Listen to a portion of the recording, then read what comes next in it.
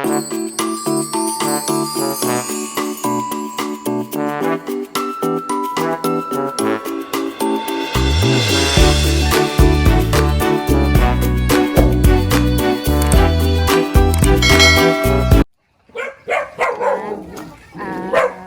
kami ng sili kasi gagawin ng pamangkin ko ng chili garlic. Ang dami, di ba? Look at this. Ito yung pamangkin ko, si Char. Char, sarap ka dito. Yan. Pogi, di ba? So, chili garlic. Yun. Ang dami, oh. Kasi pag binili mo ito, mahal ito eh.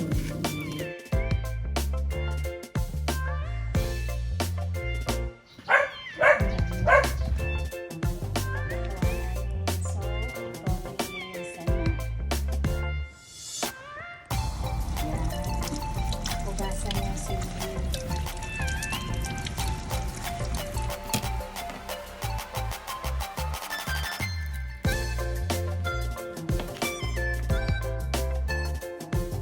Garlic ay i-blend po ito ng aking pamangkin. So ngayon, pag wala po kayong blender, pwede naman po siyang i-chop ng maliliit. Meron po kaming olive oil, so ito po yung gagamitin namin. So ngayon, pag wala naman pong olive oil, pwede naman pong regular vegetable oil. Ang first step, ilalagay natin yung sili dito sa blender.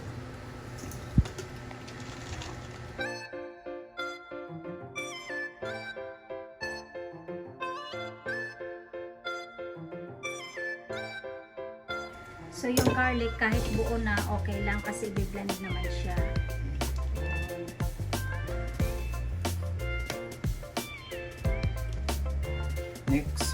Next step, ilalagay na yung olive oil dito sa So ilagyan siya ng olive oil.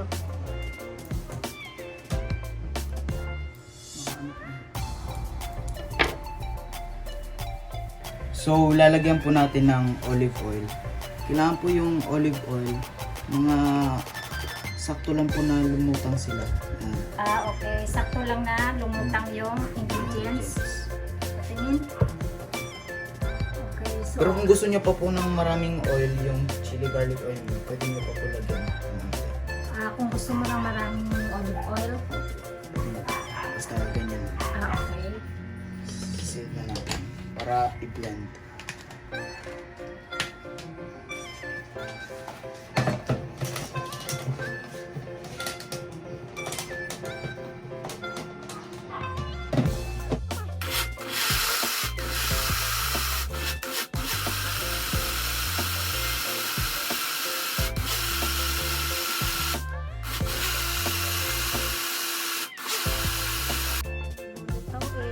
Lulutuin na natin.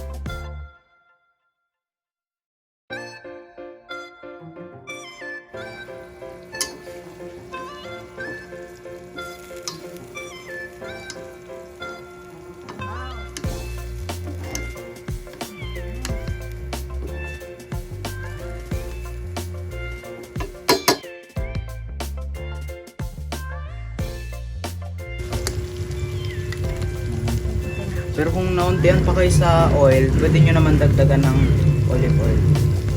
Mga 1 to 2 tablespoons lang.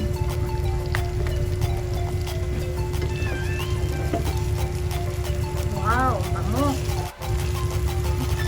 Kulang na lang ng siomay.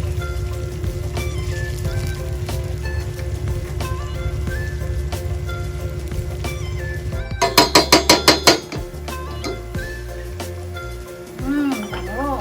So yan guys, titimpla na natin siya for your own taste.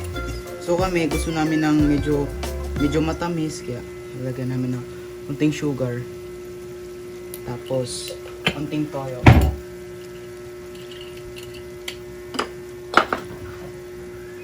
Konting toyo to balance the taste. Ay, mga ganyan. Tapos, keep mixing para hindi masunog yung sugar. Para hindi masunog yung garlic. Mabango na siya, guys. Amoy siomay na.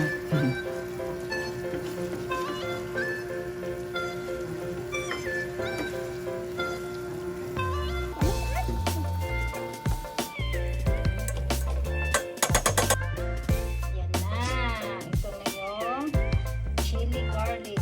So, pag gusto nyo ng mas maraming oil, pwede naman yung lagyan. So, kasi ito, kunti lang kasi nilagay ng pamangkin ko. Kaya, mas marami yung chili garlic. Chili at saka ng garlic. Okay? Yummy! Ang bango-bango. Try nyo rin ito, guys. Kung meron